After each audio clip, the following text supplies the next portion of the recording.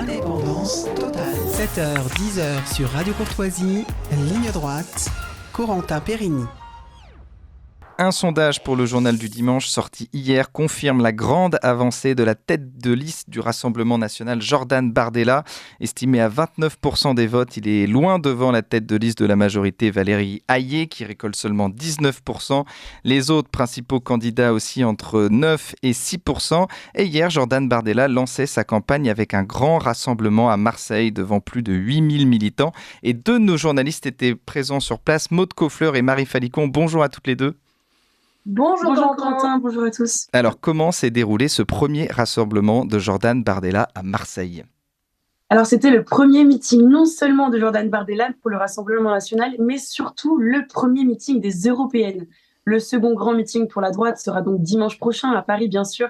Il s'agit celui de Marion Maréchal pour Reconquête. Pour revenir au meeting d'hier, c'était donc à Marseille, au Palais des Congrès. Et Maud, il y avait la présence donc de 8000 personnes qui a été annoncée par le président du Rassemblement national, Jordan Bardella, lors de sa prise de parole. Oui, 8000 annoncés, dont les ténors du Rassemblement national, forcément, Sébastien Chenu, Laure Lavalette, Jean-Philippe Tanguy, Nicolas Maisonnet, Edwige Diaz, Philippe Olivier, Thierry Mariani, pour ne citer que.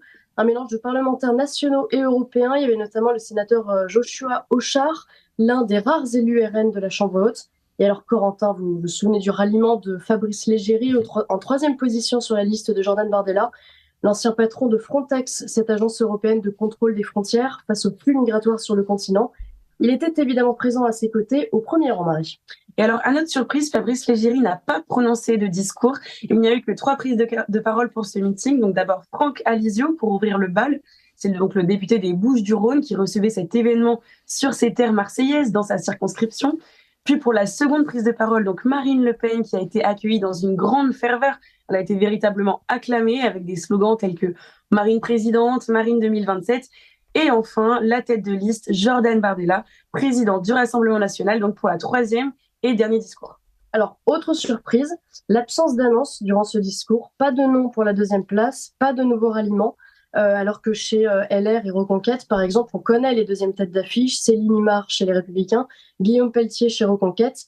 Tout était tourné autour du couple Marine-Jordan et objectivement, on ne sait pas vraiment qui était la vedette entre la candidate au présidentiel et le candidat aux européennes. Alors, comme Maud vient de le souligner, justement, c'était un peu le mot d'ordre des députés avec qui nous avons donc échangé durant le meeting. Pour tous, ces élections du 9 juin sont l'avant-goût de la victoire avant l'ultime scrutin des présidentielles. C'était vraiment cette idée, 2024 pour 2027, l'Europe pour faire gagner Marine et mettre bien sûr Emmanuel Macron face à son bilan de mi-mandat. Et c'est d'ailleurs un sujet que nous avons abordé avec Philippe Olivier, dont on va vous diffuser tout à l'heure un extrait de l'entretien. Donc, Corentin, vous allez évidemment me demander quels étaient les profils des personnes qui se sont déplacées. Quels étaient les profils des personnes qui se sont déplacées ? Merci de me poser la question, Corentin Périni. Beaucoup de jeunes et pour beaucoup d'entre eux, le premier meeting de leur vie, essentiellement des gens de la région, Marseille, La Ciotat, Toulon, et beaucoup de seniors de profils variés, classe moyenne, classe populaire, et étonnamment, aucun débordement, pas d'opposants, pas d'antifa, rien, contrairement à ce qu'on a pu voir dans certains meetings, notamment d'Éric Zemmour. Alors, parmi les profils des participants, on a pu aussi noter la présence de grosses délégations ultramarines. Donc, les territoires d'outre-mer vraiment étaient présentés en nombre, de Mayotte à la Martinique, en passant par la Réunion. Il y avait notamment des élus locaux, des maires par exemple, des responsables départementaux, mais aussi des sympathisants. Donc, les Mahorais se sont notamment livrés à notre micro pour un témoignage et on vous le fera écouter donc dans un instant en seconde partie de cette émission. Ces militants mahorais étaient vraiment mis à l'honneur avec une place de choix. Il y avait des places réservées pour eux dans les premiers rangs. Ils brandissaient un drapeau aux couleurs du département de Mayotte, des foulards typiques de l'île, vous savez, avec des motifs de fleurs jaunes sur fond noir et rouge. Et donc cette délégation était particulièrement acclamée. Et vous n'avez pas regretté vraiment l'interview qu'on a fait d'eux. Corentin, vous avez bien sûr retenu le slogan de campagne de Jordan Bardella qui a été dévoilé samedi. Oui, la France revient, l'Europe revit. L'Europe revit, voilà. Très bien vu. Est-ce que c'est en même temps macronien ? On vous donnera la réponse tout à l'heure. On va en parler. On a posé la question. Alors, il faut savoir que l'effacement de la France est l'un des thèmes phares de la campagne de Jordan Bardella. La France n'a pas besoin de mourir pour que l'Europe vive, a-t-il dit dans son discours. Marine Le Pen a également souligné l'urgence de défendre la souveraineté nationale dans cette Europe déconstruite par Emmanuel Macron, a-t-elle dit. Ils ont beaucoup tapé sur Emmanuel Macron et vous verrez, pas seulement durant les discours, mais même dans les interviews qu'on a fait ensuite. C'est finalement leur adversaire numéro 1. Ouais. Donc Marine Le Pen a pointé du doigt différents enjeux énergétiques, agricoles, migratoires. Et elle a aussi parlé de la problématique de l'émigration. Donc face à ces milliers de jeunes Français qui ne trouvent plus d'espoir en France. Donc voilà ces mots dans son discours, je la cite. Nous luttons depuis longtemps contre l'immigration. Demain, nous devrons lutter aussi contre l'émigration en redonnant aux Français l'envie de créer et d'entreprendre au pays. Voilà, donc on a donc récolté pour vous différents témoignages et entretiens exclusifs pour Ligne Droite. Nous vous en proposons un échantillon en seconde partie d'émission. Voilà, on va plonger dans ce meeting avec vous, Maud Koffler et Marie Falicon. Vous êtes restés donc toute cette journée dans ce premier meeting de Rassemblement National. C'était hier où, donc, vous l'avez dit, plus de 8000 militants étaient réunis autour de la tête de liste du Rassemblement National. En attendant, il est presque 8h, c'est l'heure du bulletin d'actualité avec Adèle Rosner. Ligne droite. Allez, venez, Milord, vous asseoir à ma table. Ici, c'est confortable. La table ronde. Alors, Maud Koffler et Marie Falicon, vous étiez en immersion dans ce meeting hier de Jordan Bardella à Marseille. Vous avez récolté plusieurs sonores. Vous avez interrogé. Qui avez-vous interrogé lors de ce meeting ? Alors, on a interrogé différentes personnes. Nous avons d'abord croisé donc Julien Audoul, député de Lyon, que nous avons déjà reçu d'ailleurs sur notre matinale avec Maud Koffler. Vous allez l'entendre dans une minute. Il a rappelé l'enjeu national dans ces élections européennes. Comme je vous le disais tout à l'heure, il insiste vraiment sur ce bilan de mi-mandat pour Emmanuel Macron. Je vous propose qu'on l'écoute.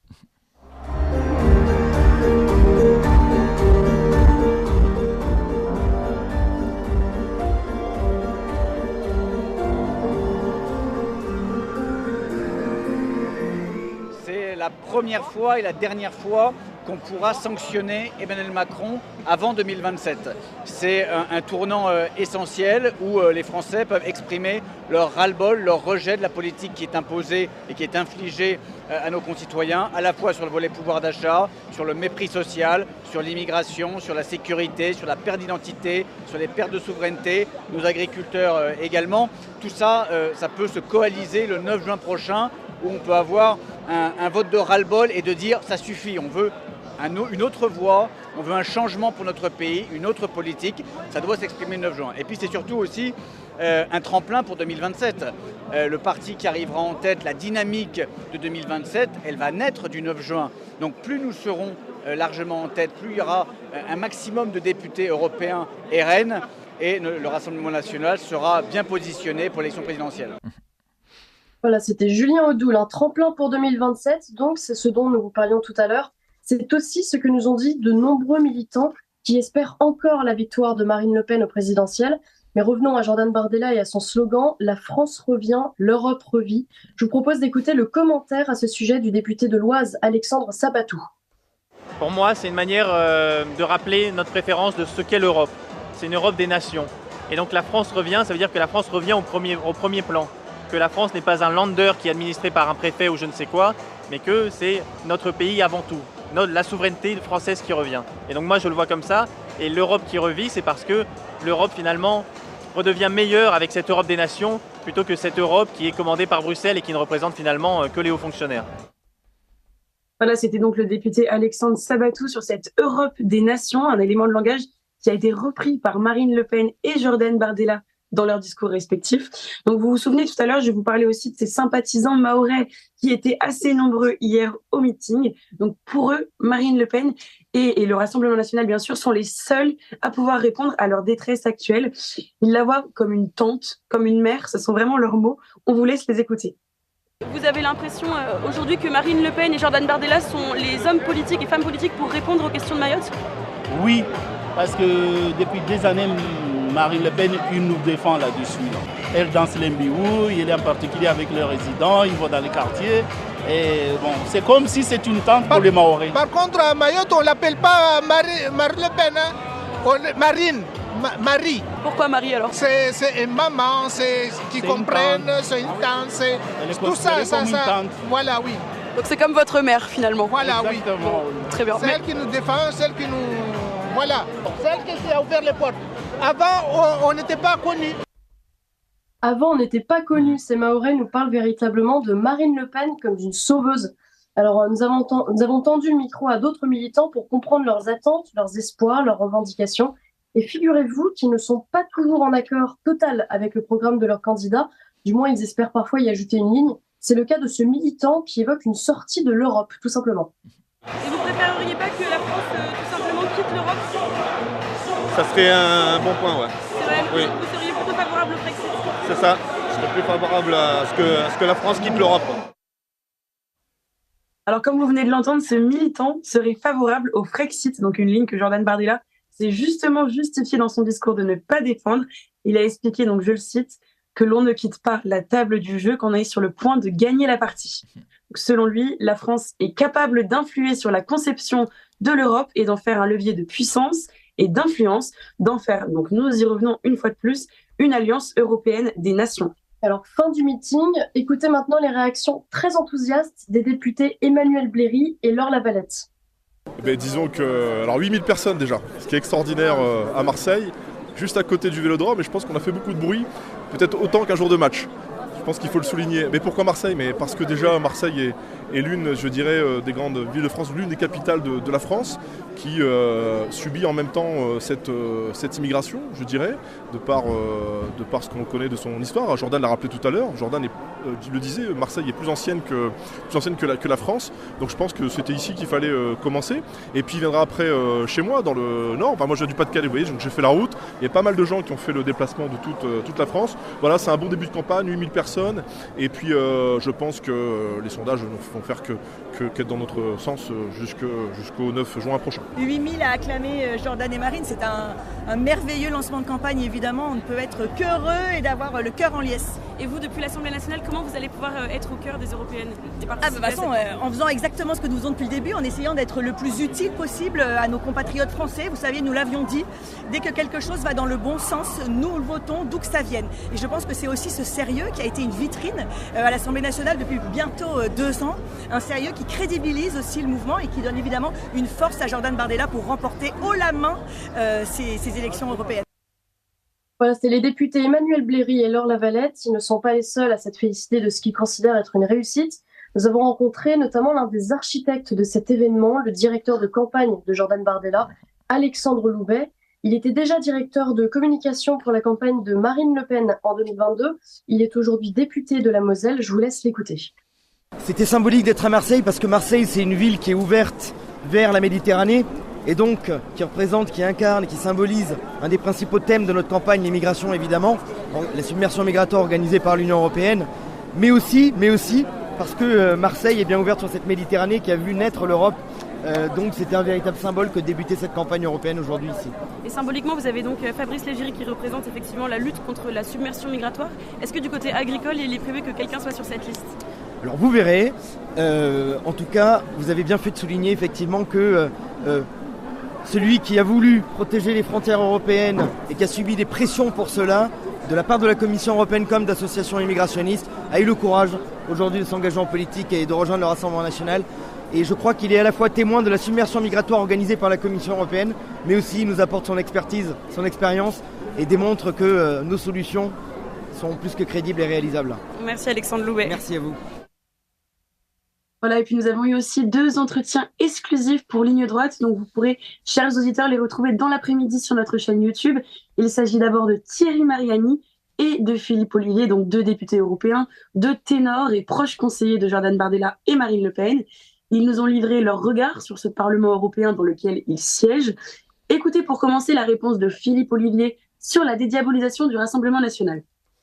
Alors d'abord, moi, j'aime pas l'idée qu'on serait dédiabolisé. Ça voulait dire qu'on était le diable et qu'on essaye d'extirper quelque chose. En fait, on se présente tel qu'on est, sans caricature, sans outrance, sans dérapage. Et à partir de là, on se rend compte qu'on a une vision qui est une vision extrêmement équilibrée, qui est basée sur la nation, qui n'est pas en soi criminelle. C'est un choix idéologique qu'on assume, c'est un choix politique, et c'est une vision du monde et de l'organisation des nations. Le principal ennemi d'Emmanuel Macron, c'est le RN. Le principal ennemi du RN, c'est qui ? Alors, c'est politiquement Emmanuel Macron. Hein. Alors nous, on ne parle pas d'ennemis, on parle d'adversaires. On n'a pas d'ennemis en France. Par contre, notre ennemi, c'est l'abstention. C'est-à-dire que si tous nos électeurs vont voter, on fait un carton. Si des électeurs pensent que c'est plus utile d'aller à la plage, c'est plus utile d'aller à l'anniversaire de la belle-mère, plutôt que d'aller prendre 5 minutes pour aller voter, eh bien, on peut être déçu. Donc il faut vraiment que tout le monde se mobilise. Notre adversaire, c'est l'abstention. Et chacun de nos électeurs porte en lui le succès de ses idées et de nos idées. Aujourd'hui, on constate qu'aucun eurodéputé d'Identité et Démocratie n'est élu à un poste de président ou de vice-président de commission. Est-ce que c'est lié au fameux cordon sanitaire et est-ce que vous subissez toujours une certaine diabolisation au sein du groupe Identité et Démocratie dans lequel vous appartenez ? Oui, tout à fait. L'Union européenne qui se présente comme une organisation démocratique, vertueuse, qui donne des leçons au monde entier, se comporte comme une organisation totalement dictatoriale quand il s'agit de son fonctionnement interne. Normalement, il y a ce qu'on appelle la règle d'Hondt, c'est-à-dire la règle qui veut que chaque groupe ait des rapports, des commissions, un certain nombre ou d'initiatives ou de positions qui sont liées à sa représentativité. Et nous, ça nous est interdit, mais c'est pas très grave, hein, on s'en remet très bien, rassurez-vous. Nous, on combat, on est dans l'opposition à tout ce système-là, et ça ne nous effraie pas du tout. C'était Philippe Ollivier, député européen du Rassemblement national. Alors, dans cet entretien croisé avec Thierry Mariani, nous leur avons rappelé que le Rassemblement national appartenait au groupe Identité et Démocratie, et qu'ils étaient donc dans l'opposition. Opposition rime-t-elle avec impuissance? Écoutez la réponse de Thierry Mariani au micro de Marie Falico. Et vous pensez que les députés européens peuvent vraiment avoir une marge de manœuvre, la mainmise au Parlement, c'est-à-dire face aux ratifications successives des traités de libre-échange par exemple? Est-ce que vraiment les députés européens ont une importance Est-ce qu'on aura la majorité après ces élections? Je ne vais pas vous mentir, non. Mais aujourd'hui, quand vous regardez les votes au Parlement européen, vous apercevez que très souvent, les votes sont obtenus à 15 voix, 20 voix. C'est de plus en plus serré. Et très souvent, c'est nous qui faisons la balance. Donc, je pense que notre groupe ressortira renforcé. Qu'il y ait un groupe ou deux groupes, ça a peu d'importance. L'essentiel, c'est que tous ceux qui partagent les mêmes idées se retrouvent ensemble dans les votes. Et ensuite, je pense bien qu'effectivement, les députés patriotes peuvent faire pencher la balance parce que la majorité, qui est déjà faible, sera encore plus faible au Parlement européen. Écoutez, vous venez d'écouter la nuance faite par Thierry Mariani au sujet de l'opposition et de l'impuissance au groupe Identité et Démocratie. Sur le même thème, je vous propose d'écouter la réaction de Philippe Ollivier. On parlait tout à l'heure du groupe Identité et Démocratie. On a vu qu'il y a eu quelques désaccords, notamment avec les Allemands. Est-ce que vous avez le sentiment aujourd'hui qu'Identité et Démocratie est un groupe qui pèse au Parlement européen? Alors oui, c'est un groupe qui pèse. Hein. Il y a, la tendance nationale s'affirme et il y a aujourd'hui des majorités qui sont de plus en plus restreintes du côté des européistes. Ça laisse augurer d'ailleurs dans le prochain mandat peut-être des majorités de circonstances qui seront en notre faveur. Maintenant, en ce qui concerne les groupes, je pense que ce sont les dynamiques politiques issues du scrutin qui détermineront l'équilibre et la composition des groupes. Voilà, bon, pour finir cet entretien, Thierry Mariani nous a raconté une anecdote. On lui demandait donc son ressenti sur cette cabale de la majorité au sujet de leur lien potentiel avec la Russie de Vladimir Poutine. Je vous propose de l'écouter. Écoutez, le Rassemblement national est proche de l'intérêt de la France. Voilà, il y a des moments où, effectivement, les relations avec la Russie sont nécessaires, d'autres moments où elles sont extrêmement tendues, comme aujourd'hui. Mais si vous me permettez, je vois sur les réseaux sociaux une photo qui circule où je suis avec Poutine et 7 ou 8 autres députés et on dit « Regardez les liens du Rassemblement national avec la Russie ». Alors, je vais vous faire une confidence, vous ne le répéterez pas sauf à l'antenne, mais en réalité... Autour, c'est que des élus de les Républicains. Parce que à l'époque, on n'avait jamais organisé de voyage avec des élus du Rassemblement national. Et il faudrait que certains aient un peu de mémoire, quoi. Tous les gens qui sont sur cette photo, c'était des gens qui, tout simplement, étaient au Parti républicain. Donc, il y a, à travers tous les partis, des gens qui pensent que la géographie commande qu'on ait des bonnes relations avec nos voisins. En ce moment, elles sont difficiles, mais on ne changera pas la géographie. Donc, j'espère qu'elles se rétabliront. Et puis, on constate que dans tous les partis, eh bien, il y a des gens qui ont partagé cette vision. Je rappelle quand même que Marine Le Pen a vu une fois dans sa vie Vladimir Poutine. Emmanuel Macron, à une époque, passait son temps à lui téléphoner, l'a reçu sur son lieu de vacances, l'a reçu au Palais des Glaces, au château de Versailles. Donc franchement, c'est vraiment un mauvais procès. Vous savez, quand on ne sait pas quoi faire, on accuse son chien de la rage. J'ai l'impression que les macronistes, sachant pas quoi nous reprocher, eh bien maintenant nous font un procès en russophilie excessive. C'est un peu déplacé. Et dans ce cas-là, qui regarde un certain Macron au début de son mandat. Voilà, donc vous avez écouté des extraits de l'entretien croisé entre Philippe Ollivier et Thierry Mariani, député européen du Rassemblement national, dont vous pourrez retrouver l'entretien global normalement sur la chaîne YouTube dans la journée. Donc pour conclure ce meeting, Jordan Bardella s'est adressé aux électeurs de droite et de gauche et d'ailleurs, afin de les appeler à une union autour de lui, vous imaginez bien. Écoutez ce qu'il disait. Alors vous qui venez de la droite, vous qui venez de la gauche, vous qui venez d'ailleurs, quand la France court le risque de l'abîme, il est du devoir de chaque fils et de chaque fille de France de s'unir pour enclencher avec nous le cycle du redressement.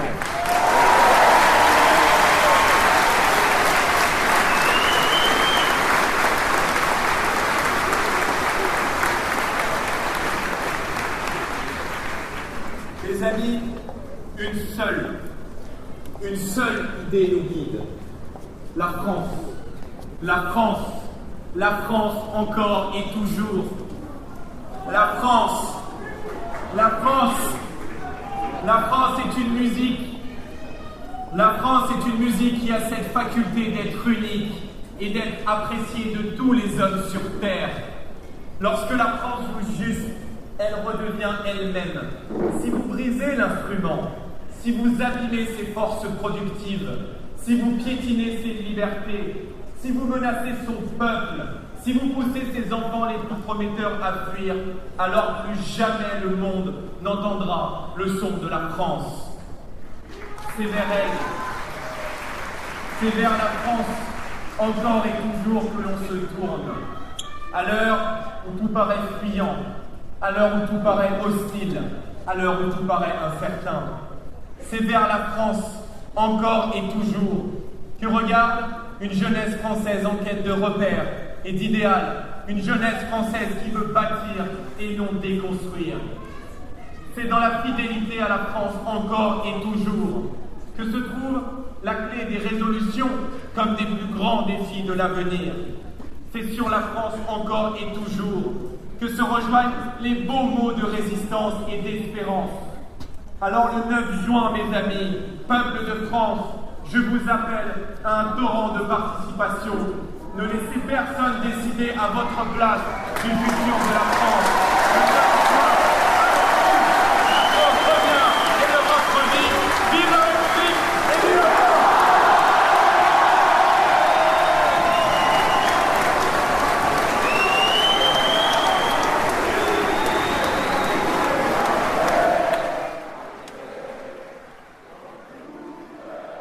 Le meeting s'est donc achevé sur une Marseillaise spontanée. Donc je vous le rappelle, 8000 personnes à Marseille. C'était le premier meeting de Jordan Bardella, le premier meeting de la campagne des Européennes en général. Il a bien insisté sur l'importance d'aller voter, sur des notions de souveraineté. Enfin voilà, j'allais pas dire que ce meeting était un peu le meeting des éléments de langage. Voilà, mais... Voilà. Il n'y avait pas d'annonce, En fait, c'est très particulier parce qu'on s'attendait quand même à ce qu'il se passe quelque chose, à ce qu'il y ait un ralliement, à ce qu'il y ait une seconde place annoncée. Et finalement, rien de tout ça. C'est ça. Comme on le disait en première partie, il y avait vraiment pas d'effet de surprise. C'est ça, en fait. On s'attendait vraiment, par exemple, à une seconde liste dévoilée. Ça n'a pas pu être le cas. On verra de toute façon durant la suite. On a demandé donc à différents cadres du Rassemblement national quelles étaient les suites, comment allait se dérouler cette campagne, puisqu'elle dure encore quand même 3 mois. Là, leur slogan, c'est vraiment, voilà, nous sommes à 100 jours. 100 jours pour gagner, c'est un peu leur thème. Comment ils vont pouvoir rentabiliser ces 100 jours pour gagner le 9 juin? Bon, en tout cas, ils nous disaient qu'ils feraient donc évidemment un itinéraire, des meetings dans différentes grandes villes à travers l'Hexagone. Donc à ce moment-là, on vous tiendra au courant, chers auditeurs. On essaiera d'aller les suivre, de retourner à leur rencontre, comme pour les différents meetings des candidats de droite que nous suivrons évidemment, bien sûr. Et il y a une confiance des militants, parce qu'on l'a dit tout à l'heure, donc il est estimé à 29% des votes, ce qui est énorme. Il est très loin devant donc, la tête de liste de la majorité, Valérie Hayé, qu'on ne connaît pas tellement, qui vient seulement de se dévoiler. Vous avez senti un parfum de victoire dans ce meeting, notamment des militants, et une grande confiance pour Jordan Bardella pour les prochaines élections? Ah oui, complètement. Non, mais non seulement pour les européennes, mais alors en plus pour la présidentielle, parce que c'est vraiment le sujet qui revient en permanence. C'est-à-dire que quand on les interroge sur Jordan Bardella, ils nous parlent de Marine Le Pen.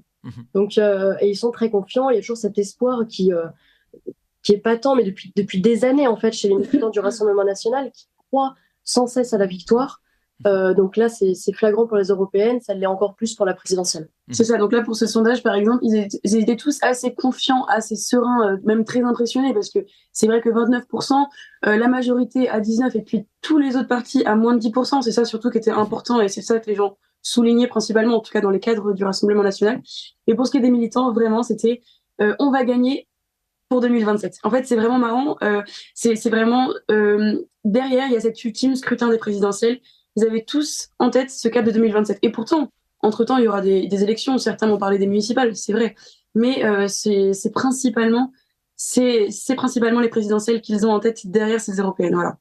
Mais merci à vous, Maude Koffler et Marie Falicon. Revenez vite chez nous. Alors, on voit le soleil de Marseille qui illumine vos visages. Et qui illumine, oui, c'était pas le cas hier. C'était pas le cas hier et qui illumine aussi donc, votre chambre d'hôtel. Merci à vous d'être partis donc à Marseille pour ce meeting, on le rappelle, de Jordan Bardella hier devant 8000 militants. Et on continuera évidemment à suivre cette campagne européenne avec vous, avec des entretiens et puis après aussi des reportages sur place comme vous avez fait hier. Merci à vous et à très vite.